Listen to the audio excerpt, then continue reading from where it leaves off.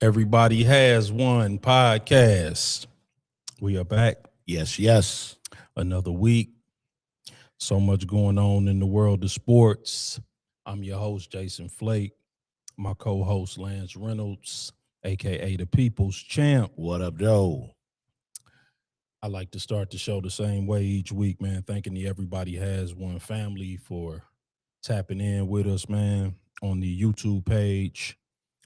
Thousands of views, man. Lots of shares, comments, likes. We appreciate that, man. As Everybody Has the number one sports podcast on YouTube. Make sure y'all continue to like, share, and subscribe.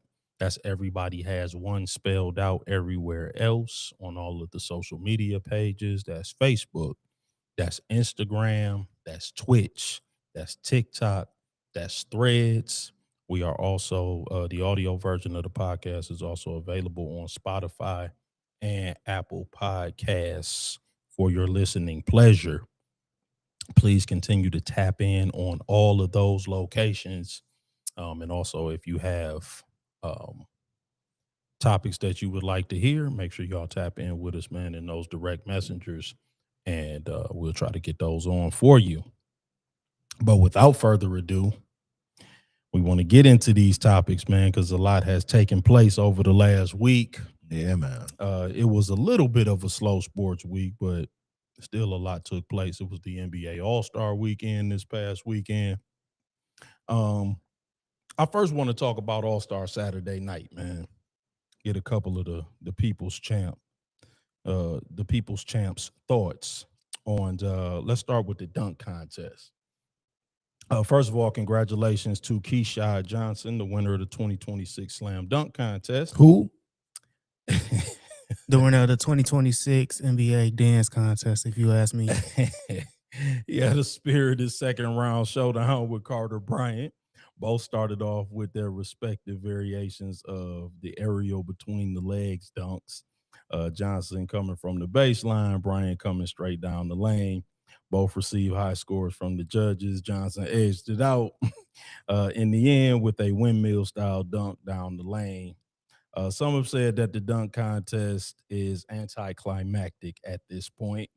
Some have suggested scrapping it entirely, saying that the in-game dunks are so good that there's essentially nothing left to see in a standalone contest, man. Should we modify the dunk contest? Is it a matter of just obtaining bigger name participants, or is the dunk contest just a antiquated concept? What say the people's champ, man? We looking for guidance here, man. How do we revive this thing, or is it revivable? The first thing I want to know is Jace Richardson in concussion protocol? Yes, I mean, we glad Jace is all right, man. We almost witnessed a Tom Shepard nutso moment. That was nasty looking, yeah. On national television. Yeah. During the dunk contest. Like, that was ugly. Yeah, it was. Number one. Number two, as for the dunk contest, like, get rid of it. Like, I think we had a one-off in 2016 with the Zach LaVine, Aaron Gordon dunk off. Yeah. And they could have pretty much ended it after that. Yeah, I mean, I hate to agree, but because I mean, what's the alternative? Like they would have brought back Mac McClung to win again.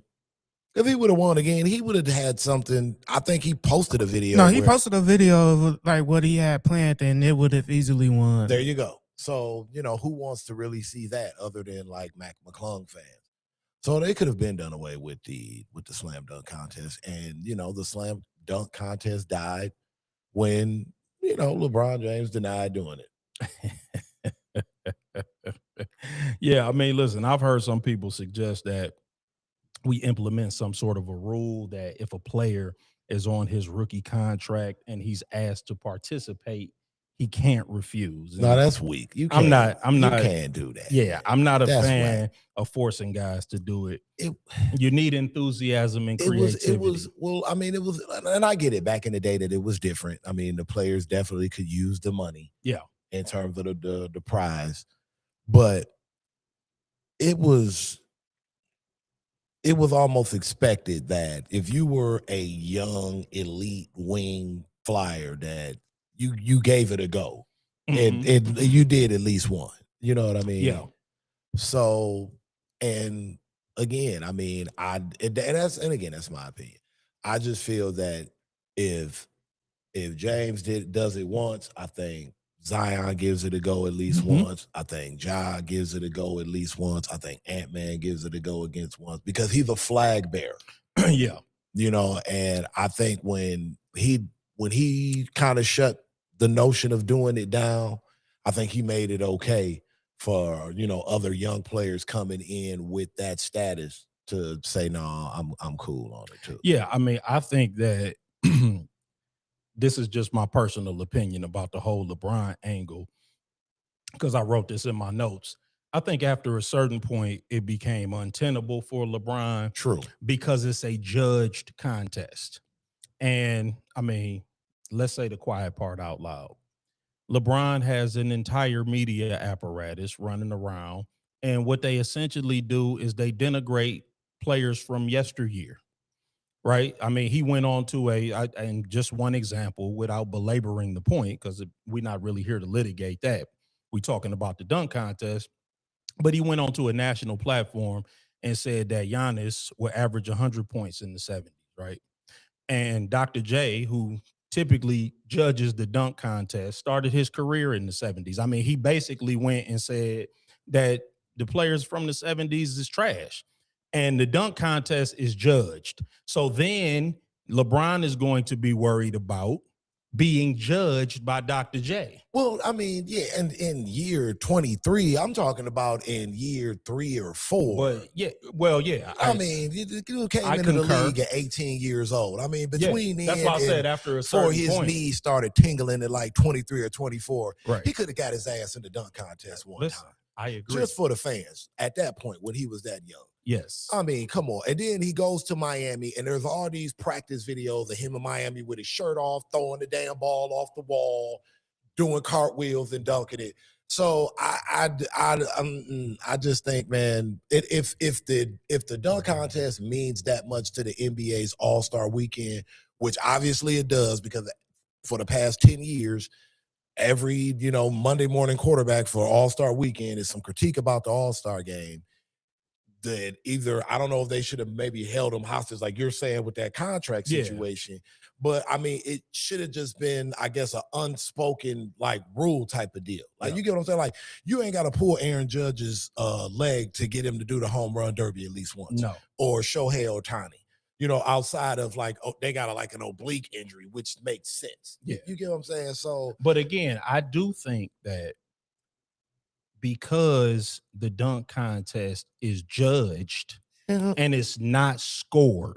See, like, you don't have a problem getting the best shooters into the 3-point contest. But it was some years with the dunk contest, the fans were able to judge that's have true, and have a say. Yeah.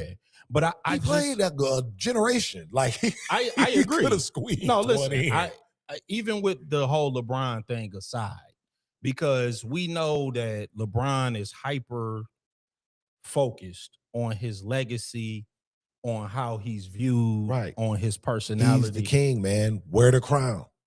Listen, I'm trying to be objective. Okay. Because I do agree with you. He should have been in the dunk contest. But I'm just telling you that from his perspective, He don't want to take the L. and he doesn't want to be judged. Gotcha. He's hyper focused on his image and his personality, and he just doesn't want to be judged. Yeah. You know, like, and I think that because there's judging in that dunk contest, he has a hard time submitting himself to judgment. And I can go with that. yeah, and because that's the only thing that could make, you know, any tangible sense to me, honestly. I just think that that's a thing with him. And you know, at this point, I'm not judging it one way or the other, but I just think that that's his psychosis. So do you think that was always how he felt? Yeah, always. So that's why he never did. Yeah, he didn't develop into this. I think this has always been in the back of his mind. He doesn't. That's interesting. Because I can kind of go with that. I mean, that's because I mean, because again, I'm talking about the media apparatus. Rich Uh, Paul has come out and said that, if LeBron won the dunk contest, people would have just said it was rigged. Like he came out and said that. but And but that's crazy because it we've seen is. him do It, dunk worthy, dunk contest worthy dunks it's in game on it's people. it's absurd. But again, this is the site. These are the And then again, it's conversations. LeBron too. If you want to talk, you talk about his fans.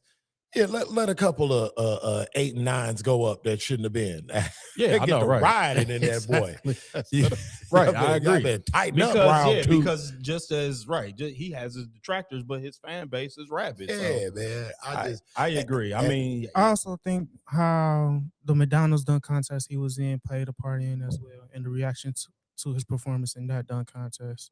yeah, Because I don't think nobody was really excited about how he was in that dunk contest. the McDonald's dunk contest, I don't Yeah. even remember. that was insane.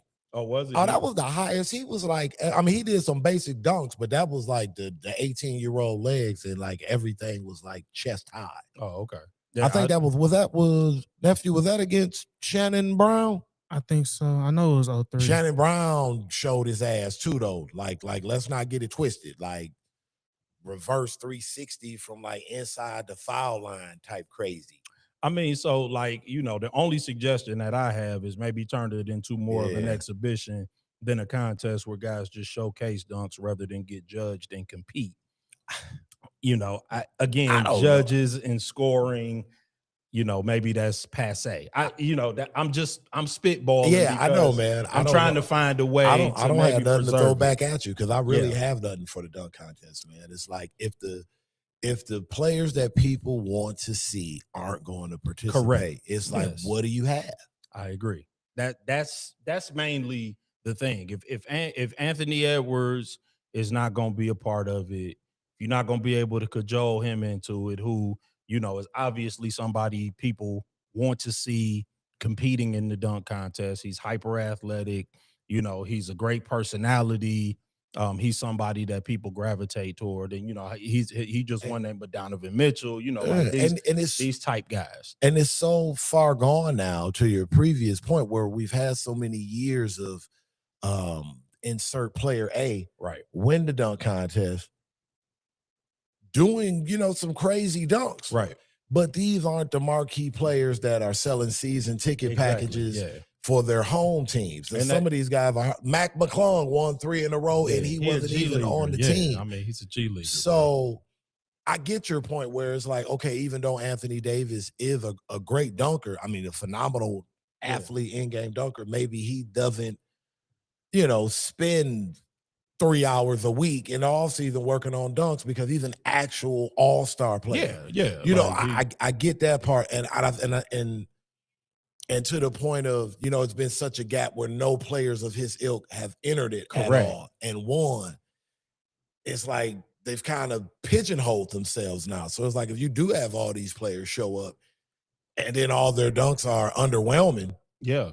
And that's the thing. Yeah. It's like you got to have enthusiasm around. Because if you it. get Ja and Giannis, who name, Jaka Shaden Sharp. Jaka used the PR, right? Yeah, he definitely could. Yeah. But if all their dunks are, these are good dunks for Ja, but not anything crazy that we can catch on TNT with Shaq and Kenny and them and Joe such and such. Right.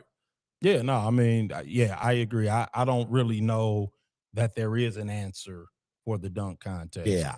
But man, after that Jackson Hayes dunk, I was done. Man, Jackson Hayes was out there doing basic dunks. I'm like, bro. Man did an East Bay in the game and then comes out and does a regular tomahawk. A tomahawk, bro, like a layup line tomahawk. Right. Yeah, he did a Karl Malone. I said, come on, dude. But yeah, that's going to be rough because it's like the NBA is almost over-promising and under-delivering every year for All-Star Weekend with the dunk contest because you just either you have no expectation or it's going to be worse than you possibly imagine. Well, let's talk about the 3-point contest then. Yeah. Congratulations to Dame Lillard for winning the 2026 3-point contest. That is his third 3-point contest victory. He joins Larry Bird and Craig Hodges as the only 3-time winners.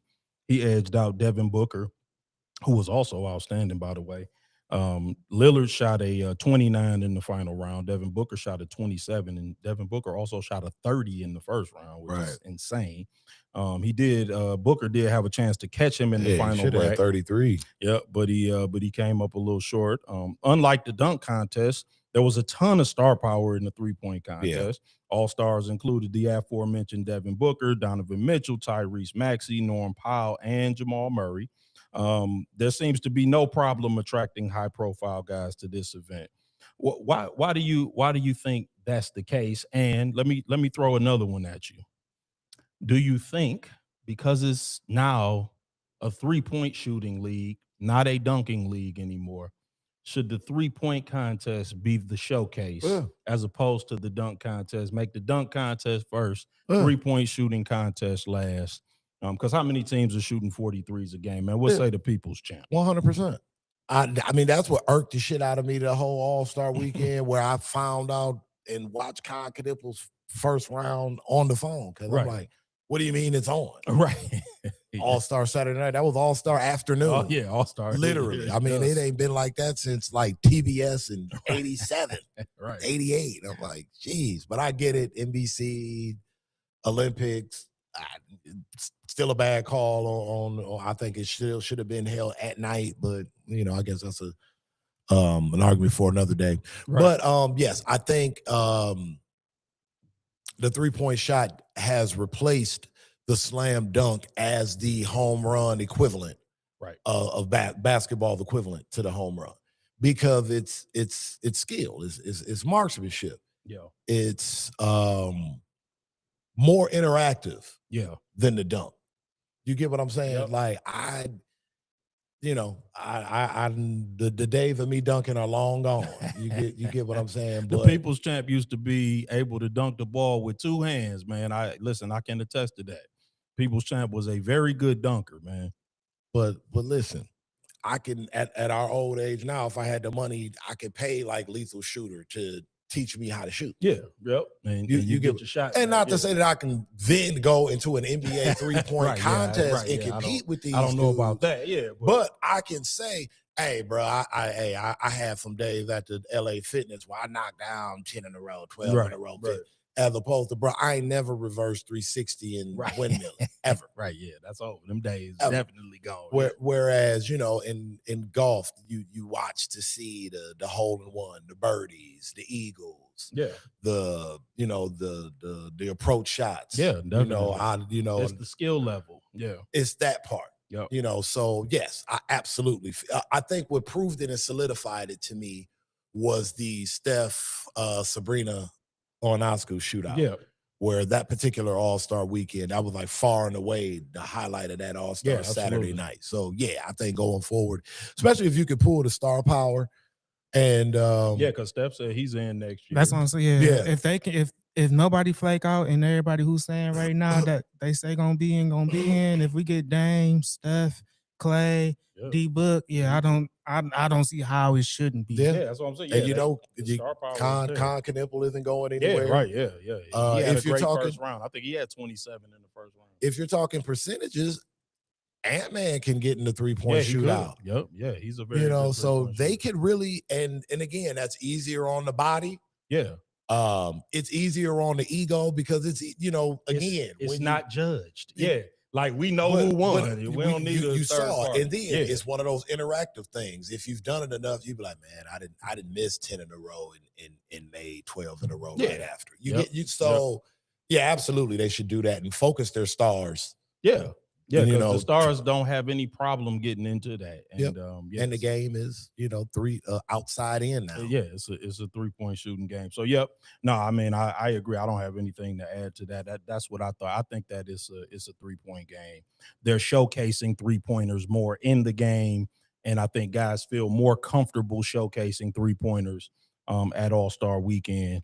And that should kind of be the way that we go. Maybe do some kind of a dunk showcase where guys feel more comfortable getting in, where they're not being judged, and Yeah, I agree with you. I mean, I once the high profile guy like LeBron, who was the face of the league, we'll get to that too, because we're gonna talk about the actual All-Star game. Mhm. Once he decided that it was no longer in vogue to do that, I think that pretty much, people are going to follow suit. They're going now. If I think that you could shift the paradigm.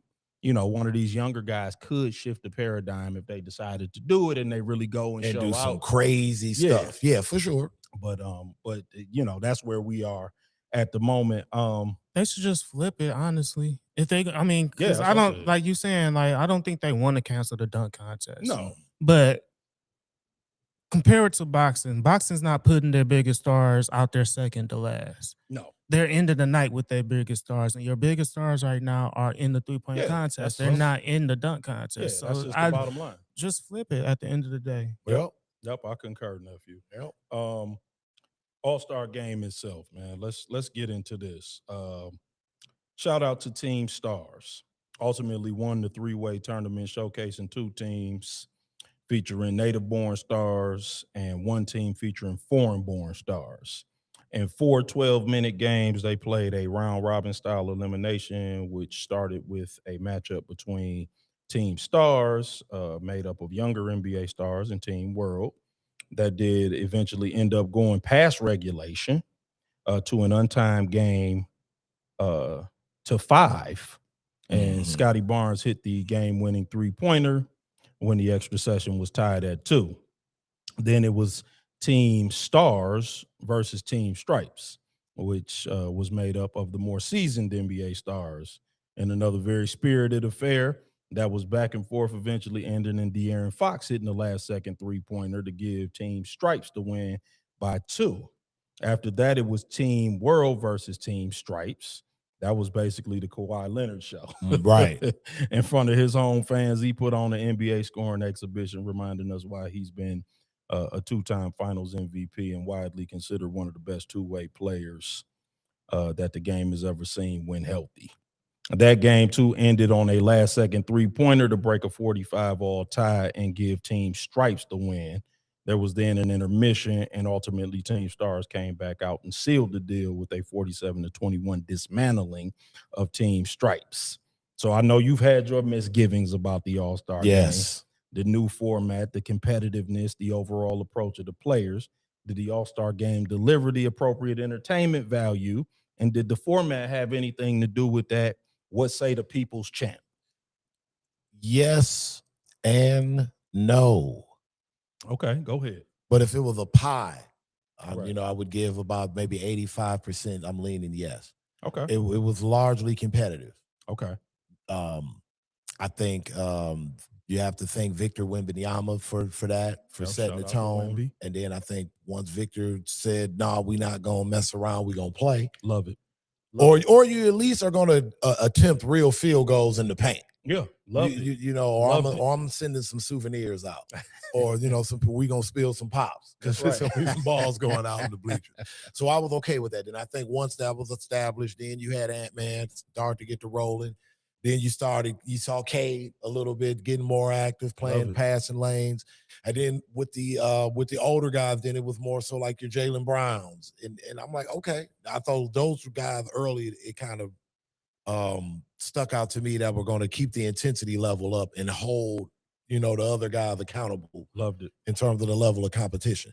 So, I was totally cool with that. I think where it kind of hurt itself was the last game, where I think they'll probably go back to the drawing board and tweak it a little bit, where, potentially the team that may eventually win it could run the risk of playing 3 consecutive games, and then you run out of gas. And the last game was just kind of like a stinker walkthrough, and it looked like all-star games of old. I just thought you could tweak that a little bit. The older guys should have played first. Yeah. Because once the younger guys got to sit while the older guys took Team World's best shot, and then got the intermission, that sealed the deal. Yeah, because you knew what was coming. I'm like, bro, they are not. But you get what I'm saying? It was forecast. Yeah.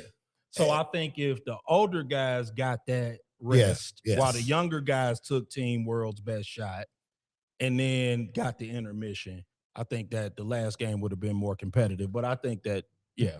Now, what I wonder But is, go ahead. Yep. going forward, are they going to continue with that format, or does it just take a guy like a Wemby to just say, we're not going to mess around today, we're going to play?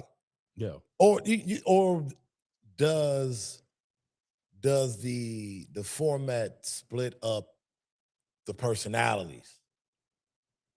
Yeah. No, that's You get what I'm saying? Yeah, Does it split up the personality? Like, maybe if it's East versus West, in the West locker room, Wemby's voice isn't on that tier yet where he gets overruled right. on the sentiment of the way that he wants to play. So that's what I wonder going forward. Like, do they continue with this format, to your point, kind of tweak it so we don't run into the ending that we had. Right. But in terms of maintaining the intensity level of play that we got, pretty much the 75% of the viewing was game. really good. Yeah. I have a quick question Go about ahead, Neff. aftermath. Is the conversation around after this All-Star game, is the conversation any different than what it was after the first one that had that draft? Because I feel like the conversations are pretty much the same as far as like how the competitiveness was, how people was like excited for the format and whatnot, and then eventually over time the draft format just evolved into the same thing. I think the first year that they did what's that? The format that Chris Paul used from the little summer basketball league that Yeah, they the used. ELO, that was the same year. The same year they first year. The first year they did that, the ending was a lot better. Yeah. Because that was the year, I think it was Embiid and I think Kawhi. It was competitive that year. Right. But it was, I think it was, I don't remember exactly how it went. I guess they split it. That was the draft year. That was the first draft year. That's what it was. They had the draft year. Right. But that year it was competitive until to the end, because I guess they used that final score. The Elam ending. Yeah, that final score component. Right. So I think that this was better than that. Okay. So they couldn't sustain that. Correct. Yeah. I am going to give some credit to the format. And the reason why is in past All-Star games, even the competitive ones, the formula has sort of been to showboat around for 3 quarters and then get serious in the fourth quarter. 12-minute games means we're only giving you a fourth quarter. I don't know if that was by design or not, but I thought that was brilliant. It's like, no, you don't get 4 quarters, you get 1 quarter. And they played it like it was just 12 minutes of basketball. So, and then, yes, I agree with you. Wemby came out with real competitive fire, man, and shout out to him.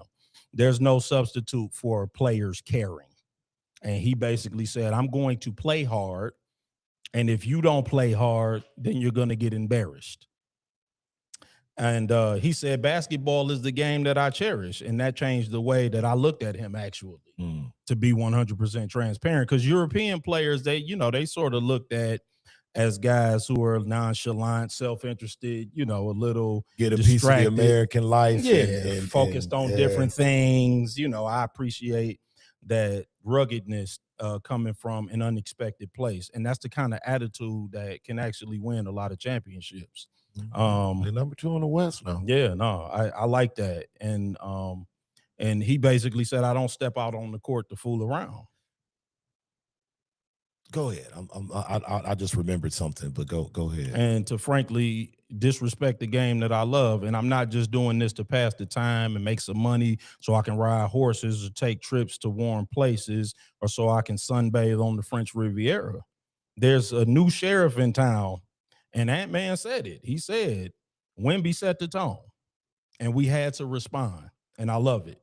And that being said, a lot is being made of who the face of the league is. Is it Ant-Man? Is it Wemby? Is it still LeBron? Is it Steph? Is it Jokic? He has won 3 of the last 5 MVPs. Is it SGA, the reigning MVP? Is it to be determined? So I'm going to ask the people's champ, man. Who is the face of the league currently, man? What say you?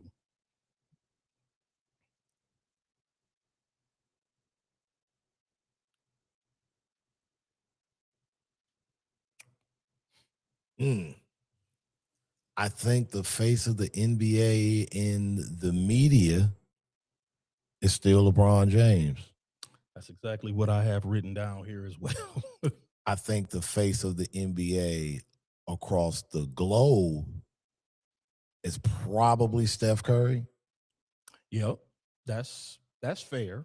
I can dig I that. can't 100% say that, but if I had to guess, Yeah, it was like some stuff going on during the Olympics. If you just watch like the fan reaction, where it was the volume was very distinct when it was ever like Steph did anything. Like, yeah, it would be like warm ups and that kind. And then I'm noticing like with the whole shoe tour and everything and all of that stuff. So, and I don't know if maybe like if he gets a Nike deal that pushes that, right. that solidifies that conversation one way or the other. But I think it's still one of the older guys. Yeah, I mean, that's a good point about Steph Curry. What I will say, Steph's style is very European. Like, like his play style is Drazen Petrovic. Yeah, it's very European, like he's, the dribbling, the shooting, the coming off the screens. That's a very European friendly style. So, but I know I didn't want to cut you off if you were No, cooking on that. No. But yeah, it's actually not something I give much thought to, but I agree. If I was forced to answer, I would say LeBron. He still generates the most conversation. He still has the clutch sports media apparatus. He does host, he has a host of podcasts and a podcasting platform. He generates a ton of fan interest. He's polarizing, which is actually good for the league. And, let's just say the quiet part loud. He wants to be viewed as the GOAT of professional basketball, which is essentially, in my opinion, that's what motivates a great many of his decisions. So there isn't one part of me that believes that he would still be playing if every media and fan poll voted him number one when they put out these greatest NBA player lists. They never do, and from my perspective, they probably never will. And the longer he plays, the more the returns diminish on that. But that's a conversation for another day. But yes, right now, he is definitely the face of the league. Like you said, certainly domestically, people care about what's going on with LeBron more than any other NBA player, bar none. Like they watch every game. They want to know what's good. Like even the haters, watch every game, like no matter what he does. So Yeah. No, I would have to say that it is currently LeBron James. It's to the point now he's like the Simpsons of the NBA. Yeah, right. Like you can say, Yeah. like he's just gonna be here, like on your fall. And since we talking about him, I was gonna talk about tanking, but I do wanna let's just talk about this LeBron retirement. LeBron was asked over All-Star weekend about his future and specifically what he was going to do next season. He answered, I quote, I'm going to give you his direct quote because I know you enjoy LeBron James quotes. I want to live when I know you guys will know.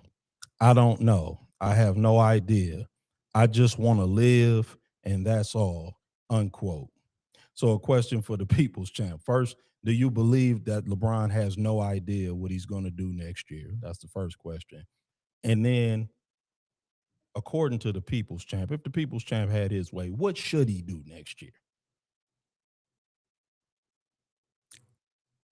I'm gonna try and be as serious as I can right here. I'm serious. Go ahead. I think LeBron should sit down and really figure out, like, this is what he's been doing his whole career. Figure out the absolute best situation for him to go win a title immediately. Okay.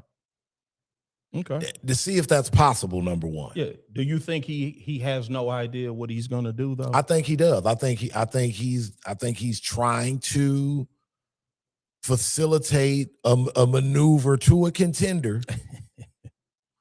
And if it happens, he'll go there. And if it can't happen, then he'll probably hang it up.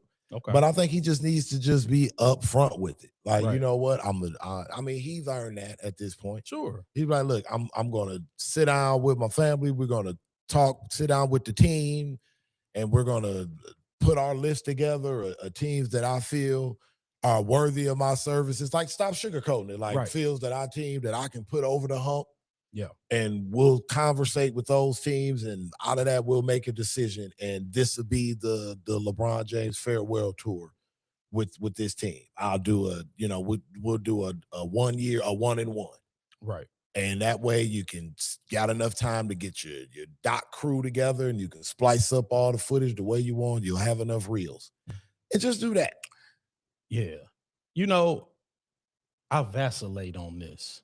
You know, that's actually very poignant, what you just said.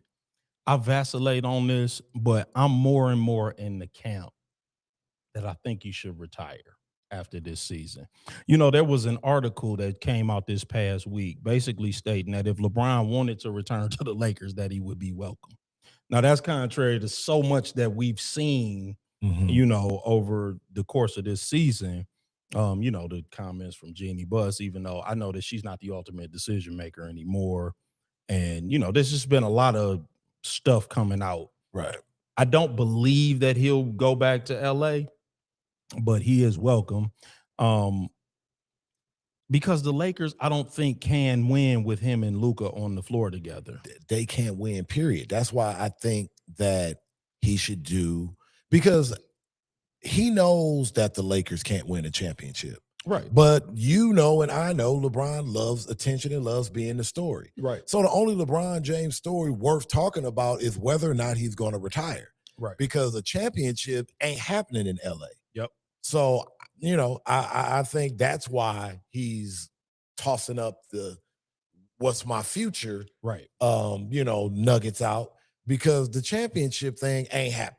Not with DeAndre Ayton at the 5, and not with Rui Pui out here playing every other night. It's just not, you know, it's not happening. So I think that's the only story that can be a story around him right now. But I think if he gets on a contender, where again, if he can just be a third of himself on a championship team and stay remotely healthy, I mean, it could be a net positive. And here's my thing about that. So, you know, I was thinking about that. So, like him going to a contender. So let's look at all of the questions that's around that. Okay. He's going to create a major distraction wherever he goes. He's still a good enough player, right? But you can't make any future plans because of his age, right? We talked about his defense. He's not going to play 70 games. There's still a question of how much money he's going to want to make, and if any organization is going to want to pay that.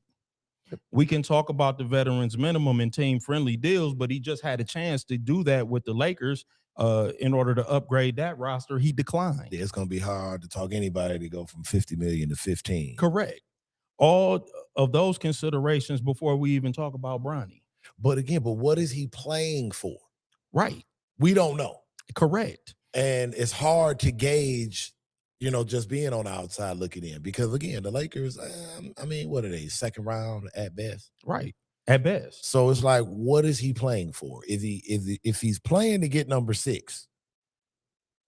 Yeah. Or 5. I'm sorry. Yeah, 5. Damn. I'm sorry. Yeah, 6 is kind of out the window. Okay, if he's playing to get number 5, then he has to move.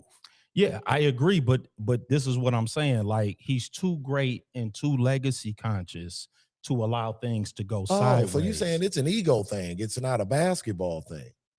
No, Are you kidding? But I mean, I was trying to look at it basketball wise, because I mean, what else is there for him to do? But yeah, I mean, but less and less am I seeing a way for him to get the farewell tour, have the fanfare, compete for a title, and sustain his legacy all at the same time. Yeah, but it's the same LeBron James that got rid of Dwayne Wade, Derrick Rose.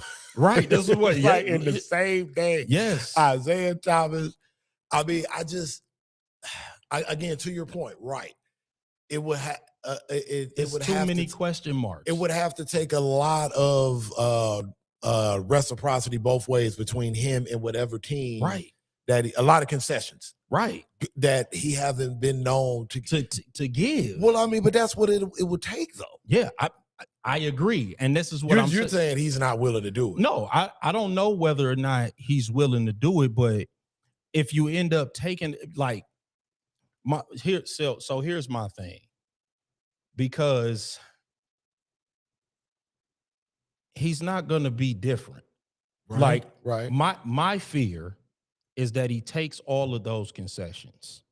He agrees to all of that. And then this is the player empowerment era. And this is why, like I like to go in order when we talk about these subjects. Right. But this is the player empowerment era. My fear is that he agrees to all of these things and then he can't hold to it. Because lions don't grow up to be tigers. Yeah, that's true. That's fair. You don't want a Chris Paul situation where he becomes disenchanted, he becomes difficult to deal with. Yeah, but Chris Paul was washed. I mean, right. And LeBron is not. So you're going to put up with a lot more, but that could be a little bit more irritating, though. But is he going to put up with it? Yeah. He got $1 billion. Right. He might just walk away. Like, right. You know what? Farewell. Yeah. You know what I'm saying? Like this. Yeah, that's tough. Yeah, it's and tough, this man. is what I'm saying. So I'm like, man, and I don't want to see anything weird happen with LeBron, right? Because LeBron is just too great. He's too great. I mean, yeah, he's greater than Chris Paul. So like, and he's still good, right? But like a scenario where he's taking too many concessions that he's not gonna be able to live with is only gonna have him disenchanted and ready to go sooner than he needs to. Right. I think an organization giving too much, because people he might not want to take that big of a pay cut to go back to Cleveland. So Cleveland would need to trade Jared Allen. I'm like, why would Cleveland do that? That's nuts. For 1 year with LeBron? I mean, like that's insane. Right. And again, you're going to need interior defenders because he can no longer be a good perimeter defender. And yes, they have all of the necessary defenders around? Yes, they do for now, as long as you keep Jared Allen. And now they got the winter soldier out there on the perimeter too. So remember that.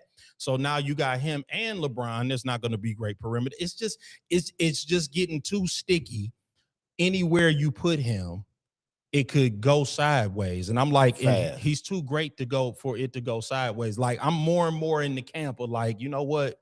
As opposed to letting things get off the rails, I'm just like, man, look, just retire, bro. He is not retiring without a tour. He's not. He is not retiring. Go ahead, now. So as of right now, for next season, OKC is the only team that's over the second apron. Cleveland, Denver, and Orlando are the teams that's over the first apron. And then when it comes to teams that probably can make something happen, as far as like who they have under contract as of right now, you got San Antonio, you got Houston, you got Philly, Phoenix, Chicago, Minnesota, New York, and Golden State. All of those teams are the teams that have only 9 players under contract for next season. Mm-hmm. Yeah, and I mean, listen, I'm sure something could be worked out where LeBron goes to one of those places and gets in the mix. I mean, could it work with San Antonio? Sure. I think something could be worked out where he could go to San Antonio. Does LeBron want to live in San Antonio? I'm sure that he could make himself comfortable for a year, do the little farewell tour from San Antonio. But is that ideal? I mean, I don't know. Do you think Pop wants him near Wemby? No. This is what I'm saying. I think any number of things could go sideways with any of these situations, which is why I'm like, at this point, New York. Go home, dog. He going to the Los Angeles, bro. Maybe the Knicks. You got $1 billion. You minimally a top 3 greatest player of all time. he's say going farewell. He is dropping his goodbye basketball as told to whoever's gonna write it. Yeah, I mean, listen. I agree with you. He's not gonna retire. He ain't gonna do what I say. Rocking chairs, Yes. hoverboards. He's going to bouquets for Savannah. Yes, he's definitely He's going getting to do all that. He's going to do the farewell tour. He's going to go to every arena. He's going to, do his Miss America wave to the crowd. Yeah, I mean, yes, I just don't want to see anything go wrong because the guy is too great. I mean, I'm a LeBron fan. I mean, like, I'm not a mindless sycophant, but I am a fan of the guy. I do think that he's been a great player in the NBA.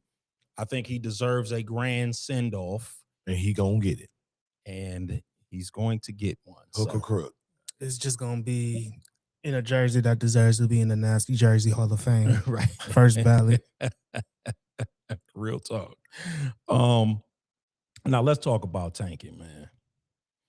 Recently, Adam Silver, the NBA commissioner, was asked about the tanking that was taking place this season. Mm-hmm. He said that the competition committee was re-examining the entire draft lottery process to, quote, attempt to align incentives, unquote. He acknowledged that this upcoming draft was looked upon as being deep with respect to talent, and he understands that reality is impacting the behavior of teams. The league recently handed down fines to the Indiana Pacers and Utah Jazz, $100,000 and $500,000 respectively, for what was described as conduct detrimental to the league for sitting healthy players. The Jazz specifically removed key players in the fourth quarter of games.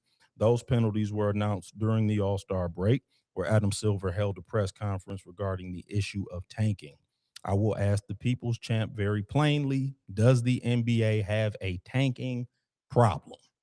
No, the NBA's had a tanking problem for a mighty long time. I mean, Adam Silver, kick rocks, dude. You let Dallas keep that Derek Lively pick after they flagrantly tanked in front of your face, and you did nothing about it then. And there's other previous times where it's happened. So, whatever you come up with, you've already set the environment. And whatever this tournament is, yeah, good luck. They'll just tank to get in the tournament. Yeah. To me, it's very simple. The NBA has been playing fast and loose with ethics.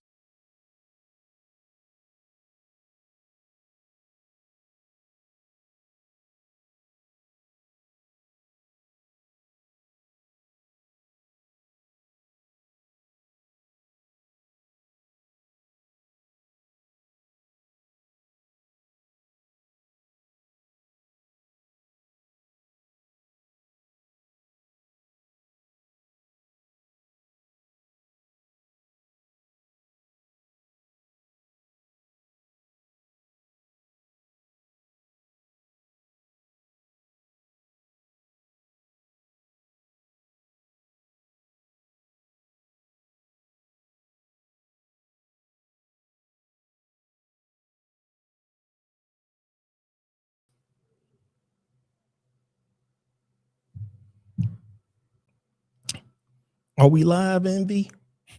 Are we live?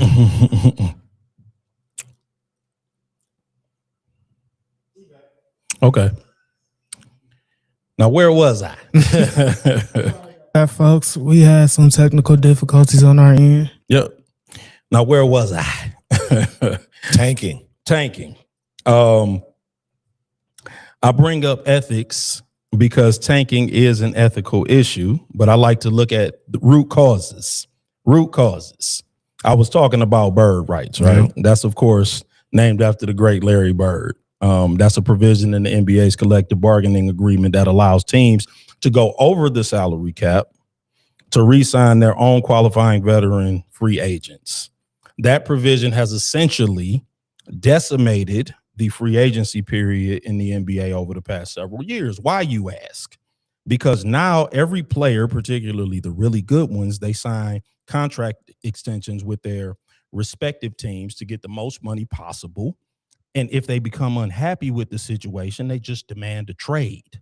That allows them to both make the most money possible and control where they get to play. When in reality, they're supposed to be able to do one or the other, not both. Signing a contract and not honoring that contract is, in fact, unethical on the part of the player. The league is equally unethical and complicit because they build in no financial penalties for the player, nor have they built in financial incentives for the organization.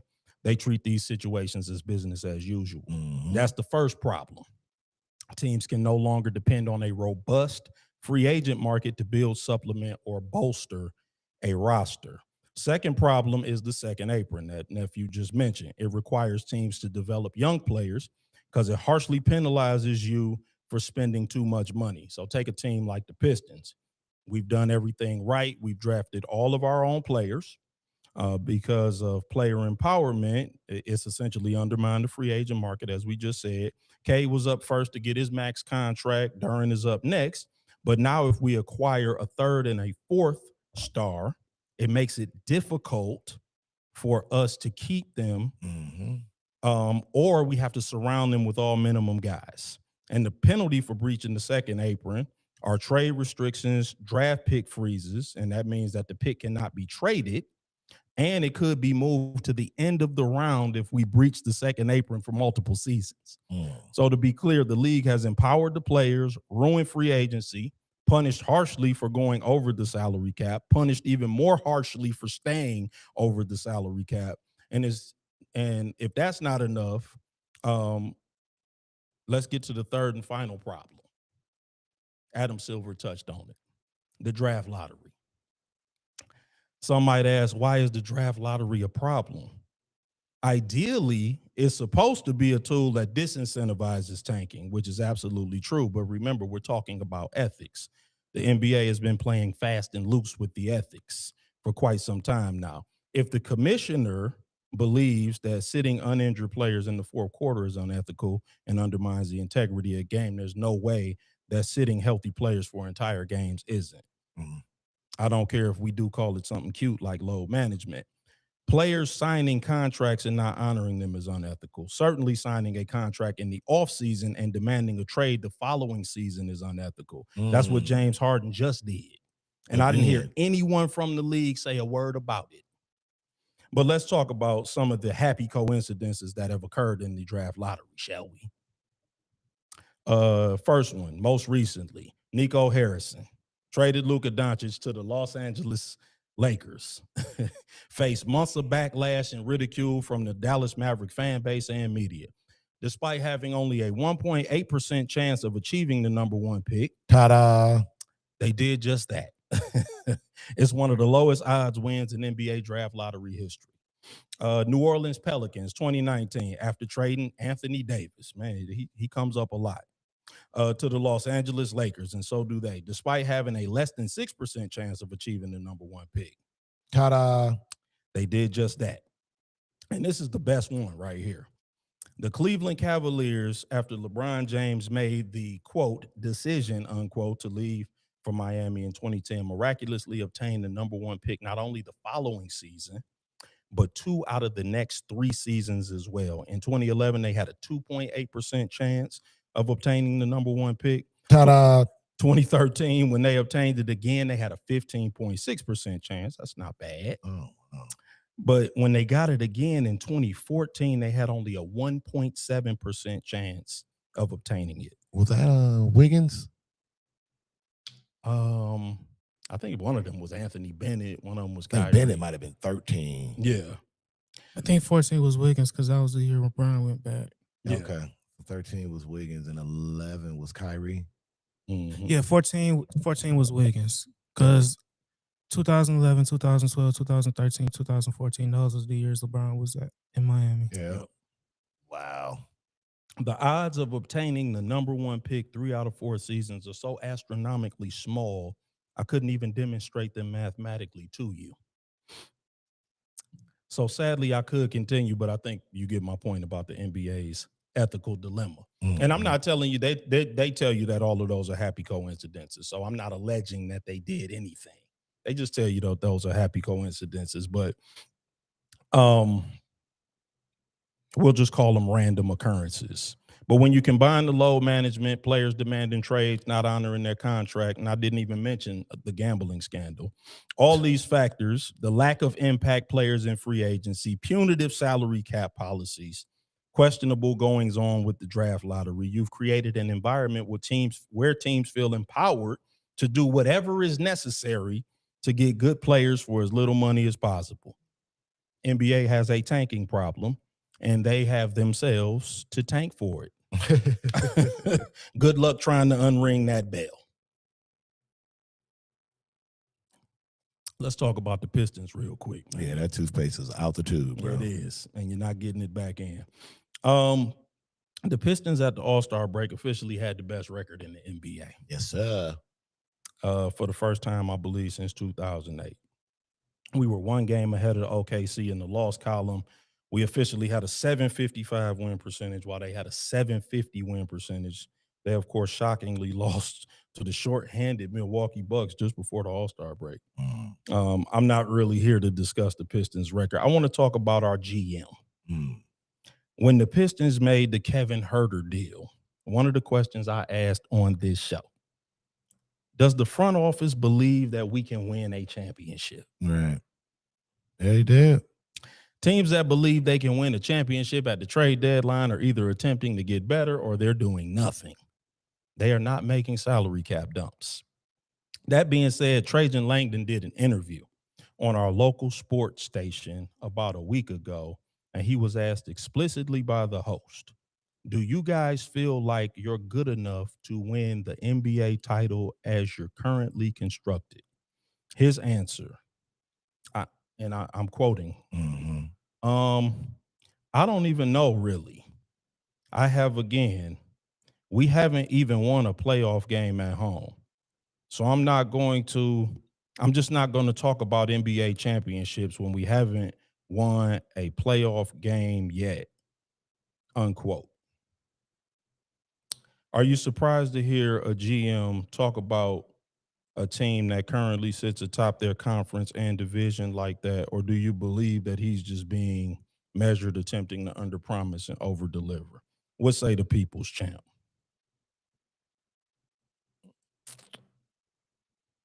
Well, for being positive, you can say that. But I think coming from the guy that says the future is now, you know, it to me, it just rings as a guy that the long way saying he doesn't feel that they can win this year. Right. He just doesn't want to just flat out say no. Right. You know, especially with the team being where it's at in the standings.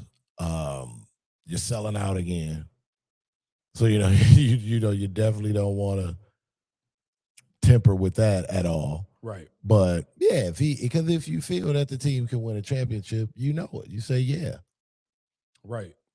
And I can't really, and to your earlier point about the under promising and over delivering, strategically in terms of PR, I get it. Right. His points are absolutely valid. We don't know what this team looks like yet in the playoffs as constructed now. We haven't won a home playoff game yet with this team as constructed. So, I mean, I get that. It's like, I can't say he's wrong for that. But when you're confident, you're like, you know what, that being said, I feel that this crew can do it. He didn't say that. Right. So, you know, I just think he was just politely saying, it's great that we're winning.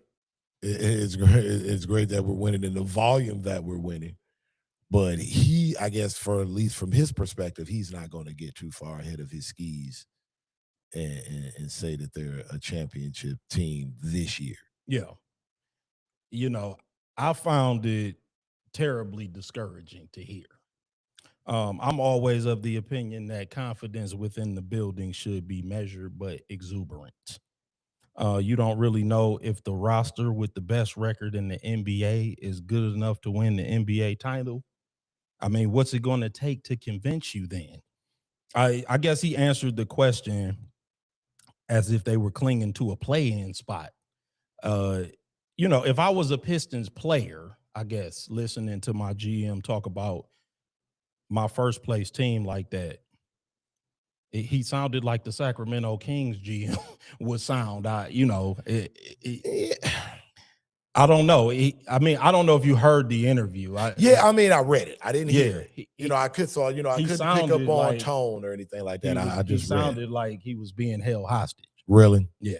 Well, that's Trajan Langdon, though. He's never really been the most. That's true. I guess that's jovial guy. His affect is a little flat. So, but also philosophically, success begins with belief. I don't think you can achieve any goal without vision, planning, execution, consistency, and that all begins with belief that it's possible. Right.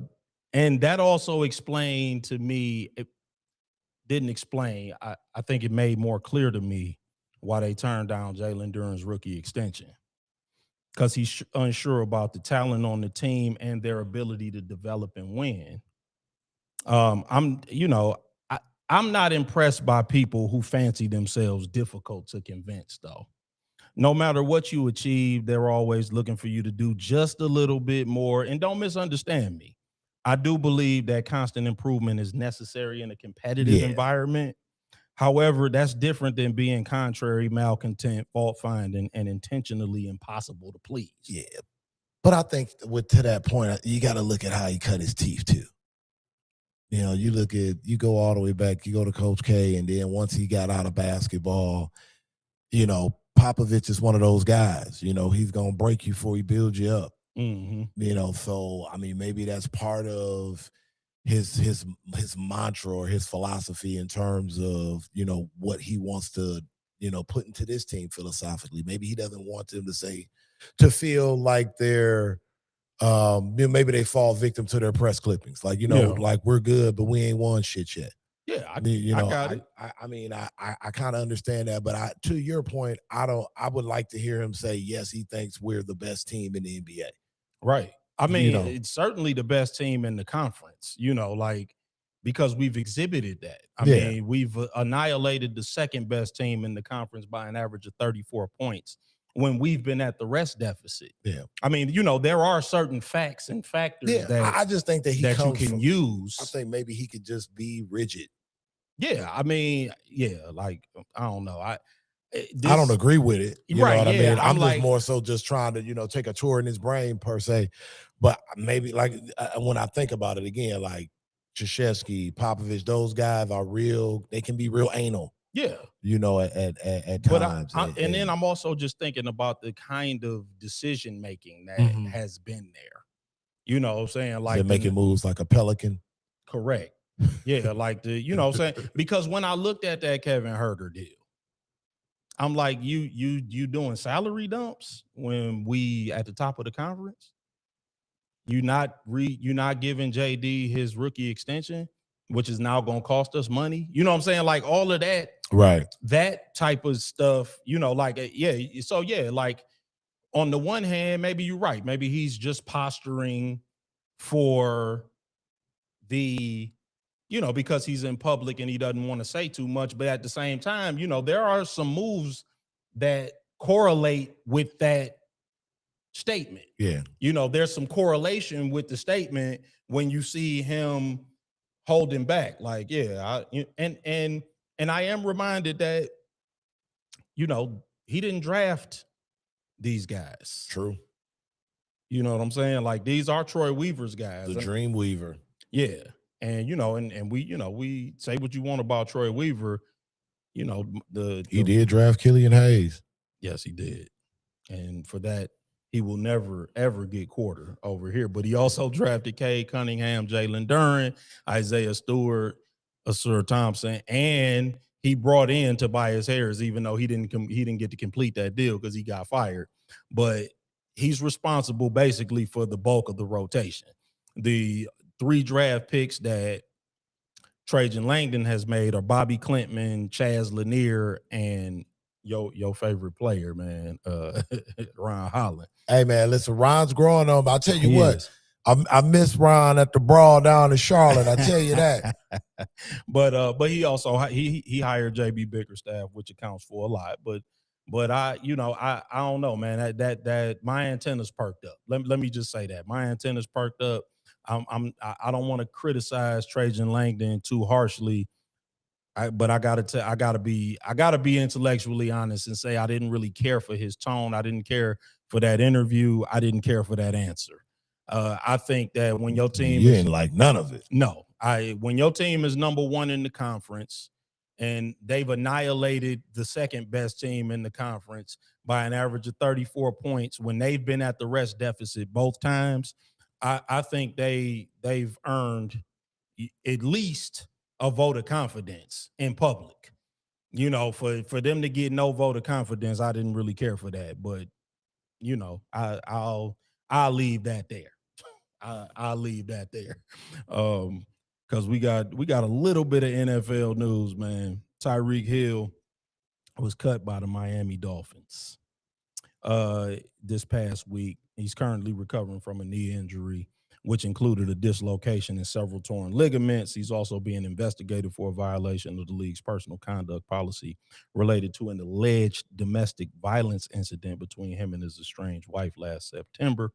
It's unclear if he will be healthy enough to return for week 1 of the regular season. Even if he is, depending on the result of the league's probe, there could be an impending suspension.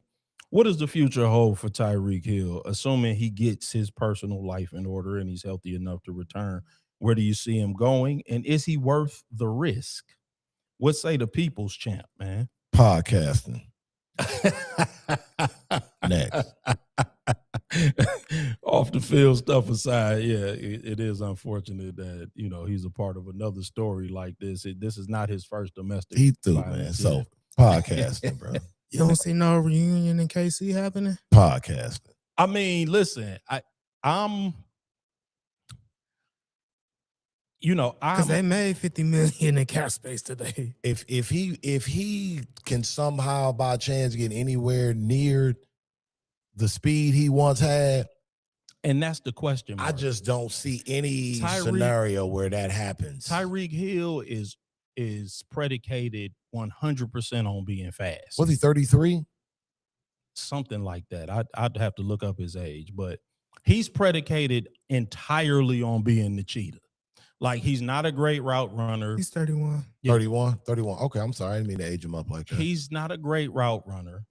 He's not particularly long. Like you can't just throw him jump balls. Nah, bro. He really has to maintain his speed in order to be valuable. I don't see it. Not that I'm rooting for him to ever. I want him to come back 100%. And I don't healthy, think people realize how catastrophic that knee. No, it was terrible. Like, yeah, if you look at every body, literally body's different. Yes. But if you just look at someone, for example, like OBJ and the injury that he had, it's been a struggle to just consistently just stay healthy and get an opportunity. That injury paled. I mean, that was just like a simple cut in that Super Bowl. Yeah. And what Tyreek did, that was a catastrophe. That's what I'm saying. That was grotesque. Yeah, people don't really realize how nasty that injury was. So I mean, if he can get back on the field, and then you couple that with the off the field stuff that let's not get it twisted. Now, Tyreek came into the league. Yes, he with had a little bit of funk on his name. Yes, but his talent was able to outweigh and make the juice worth the squeeze. Yes. If there is any any inkling that the talent has dwindled to the point where he's not worth the headache, right? Then you can forget about it. Because I worth the risk, Because I mean, we can just look. I mean, not to say that he's an Antonio Brown, but what I'm saying is Antonio Brown ain't in the league because he stopped playing. Right? Yeah. No. Antonio like it wasn't a skill fall off. Yeah, that's why. And he wasn't catastrophically injured. Yeah. I mean, he just got to be too much of a headache. So yeah. No. I mean, I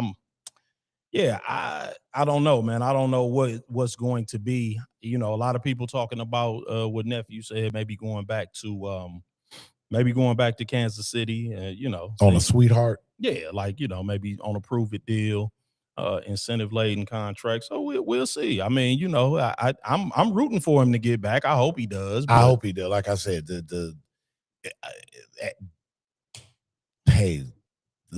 Let's go science. Yeah. Um. Last thing I want to talk to you about, man, and somebody check on Ty, man. The Pittsburgh Steelers are waiting for Aaron Rodgers' decision on whether or not he's going to return to Pittsburgh. I mean, explain, man. We need the people's champ. What do you want from me on this? Explain. What do you want? Explain to me what's going on. What do you want? He shouldn't have been there last year. What do you want? Explain to me why exactly. I don't know. I mean, like, why not just see if Will Howard is the guy? Don't. With Mike McCarthy. No. Worst case scenario, he's no good. Best case scenario, Will Howard is good, and you got your quarterback of the future. And like Nephew brought up last week, the 2027 draft is full of quarterbacks. Even if he stinks, then you get your 1 and 20. Even if he replicates the production of last season, like, you don't want that. Yeah, like, what good is being mediocre? Like, being in the middle. What do you want from? No, he shouldn't come back. No, they shouldn't wait on him. They should be like, bro, if you want to come play football next year, we'll have a spot for you at camp. Right. Yeah. The end. Like, no, Aaron Rodgers has been done. Like, we've been had this conversation.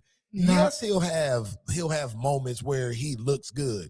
Guess what? So did Phillip Rivers off the sideline of high school football. Yeah, because at once Phillip Rivers showed he was born to throw the football. Yeah. So yeah, if you throw Aaron Rodgers out there for 17 games, 3 or 4 of them, he might look good. But guess what? Those other 13s, he's going to look like shit, and you're going to hate your GM and your team for it. So don't do it, man. No. What you got, though? Oh, it is a story did come out today on Yahoo. Just summarizing a report that, and I'm probably gonna butcher the name of the person, but Adidas Kinkarbawala, he went on 93.7 The Fan in Pittsburgh, and he said that he's hearing that there's a minuscule chance that Aaron Rodgers comes back to the Steelers next year, and that's Aaron's decision, not the Steelers. Well, good. I mean, that's probably for the best, man. Just throw Will Howard out there. The Steelers just need to be like, we're prepared to move on, Aaron. Yeah, I mean, like, if you want to come to camp, your people call our people, but outside of that, we're not holding what hostage. Like, like it'd be different if, like, within Aaron Rodgers there was some level of productivity where you'd be like something to consider. He got him to the playoffs, man.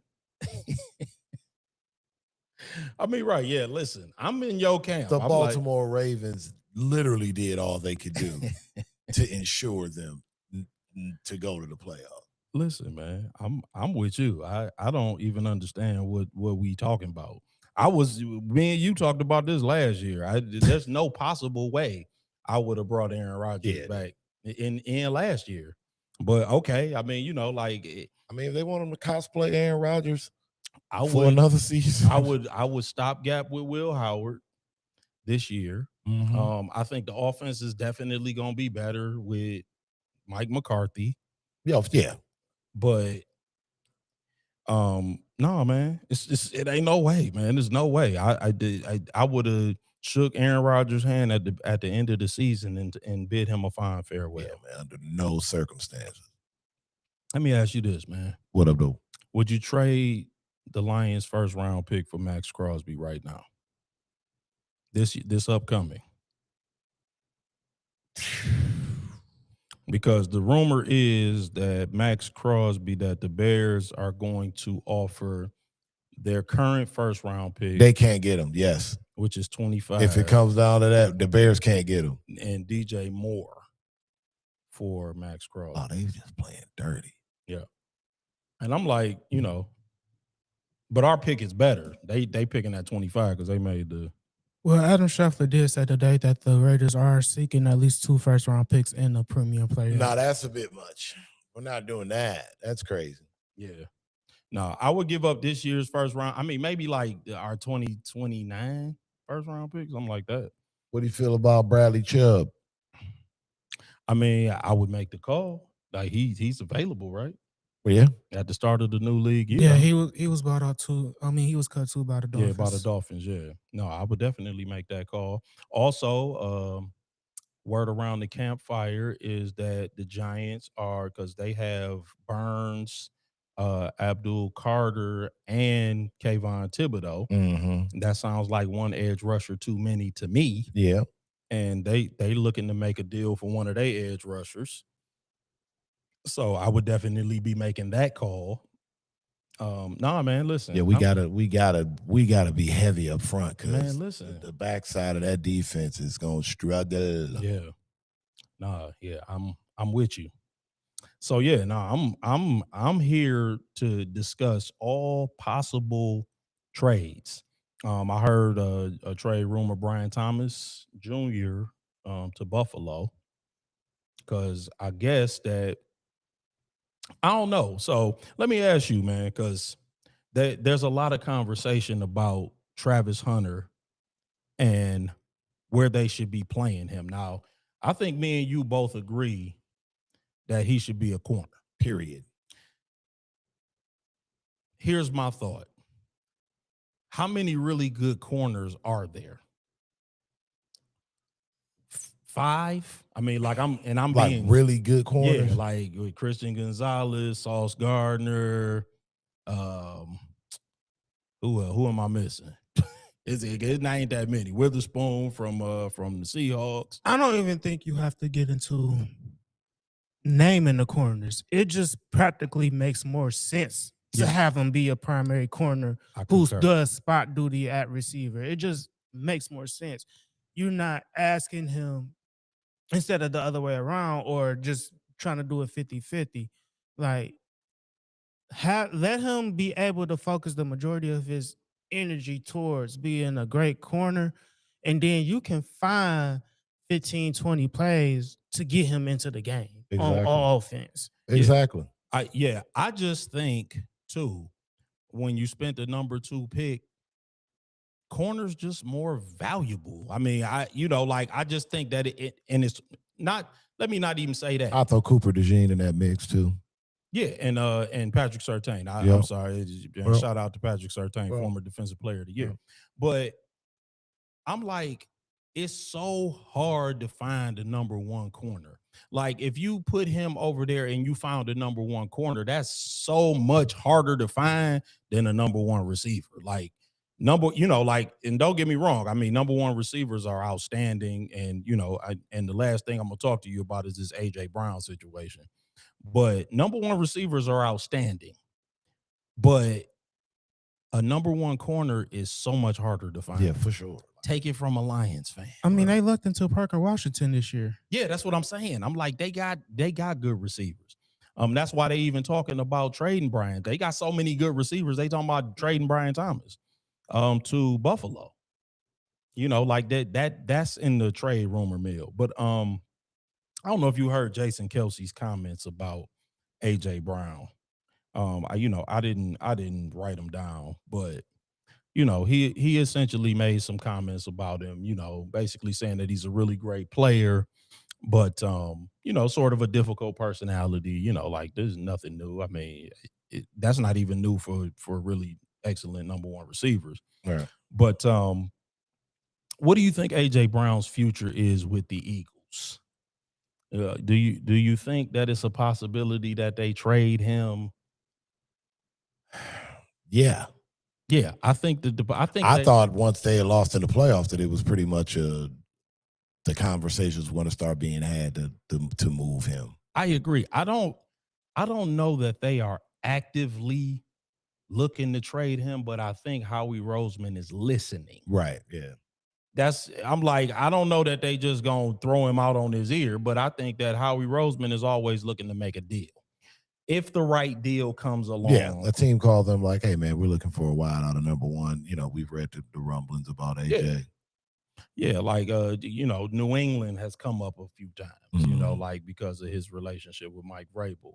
Buffalo, again, is in that big. Buffalo is looking for a receiver, newsflash.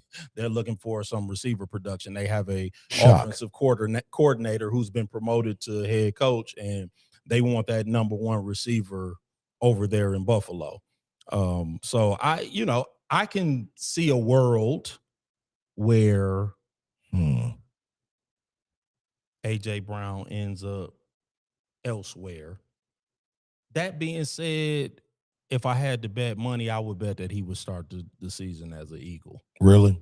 Yes, because I'm not sure what kind of compensation they're going to want for him, because he's still productive, even though again, I was the first one to. I think he has lost a step, but I also think that something is up with Jalen Hurts too. I think it's a combination there. I mean, like he had second halves where he didn't complete a pass, which is odd. He didn't run as much, and let's just be honest. I mean, he's not that good a thrower of the football where he can take away the run threat. Right. He needs to be a run threat in order to hold some of those lines. Like, he doesn't have that kind of an arm. So I think he needs to keep the dual threat in play. And I think that maybe with the new coordinator, maybe that was a Kevin Patullo thing. They threw Kevin Patullo out, or they certainly scapegoated him. For certain. So maybe that was a Kevin Patullo thing. Maybe the new coordinator will right the ship there. But so yeah, we got our eyes on the situation over there in Philly again. I mean, the new league year has not started yet. So this is from Over the Cap. The cost of Trey Brown on the cap prior to June 2nd will be $48.9 million. That would be a loss of $25.5 million in cap room for the team. They will also get a $5.5 million cap credit in 2027. Yeah, so it would be costly too. Ouch. Yeah, I mean, so yeah, that's what I'm saying. Like, I don't know if they're actually. And if they waited till after June 1st, the team will be looking at $22 million in dead money this year and $21.6 million in dead money for next year. Yeah. Like, I expect him to still be there next year. I think that. Yeah, I think that they'll find a way to reconcile everything. And I wonder if Lane Johnson is going to retire. He's 36 years old. Body's pretty beat up too. Yeah, last season was a rough watch. It was. So I'm interested to see how all of that is going to work out. Philly is one of those intriguing stories in the offseason because Howie Roseman is so good. You just get a feeling they're going to right the ship there and be competitive again next season. And obviously, we looking at the Lions, trying to figure out what the heck is going on there, right? And whether or not we gonna plug all of the holes that we need to plug. We expecting Brad to get us back right and to have a great draft. 2026 has to be a great draft. We got to get production, and I expect the players to be on the field and producing year one. I agree. Anything else from the People's Champ? Anything, nephew? Not a whole lot, man. Shout out to Michigan Wolverines, man. I was just about number to one in the ask. nation. Cooking, man. I know me and Uncle was talking about it earlier. Lance, you got any thoughts on what might be the biggest game of the college basketball season on Saturday?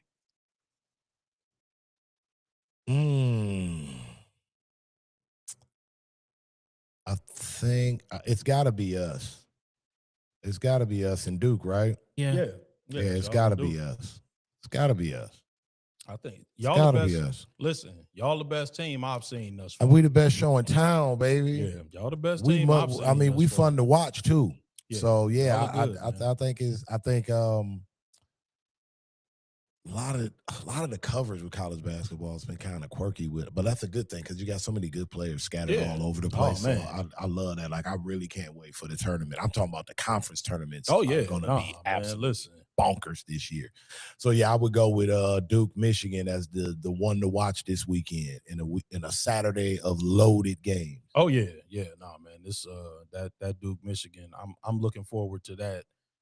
Will Darren Patterson be back this weekend for Kansas as well? Man, you talking about pimping the system. That's a whole story unto itself. Man. Like, we might have to actually get into that, like his availability, whether or not he's playing, and a lot of people are questioning whether or not he's,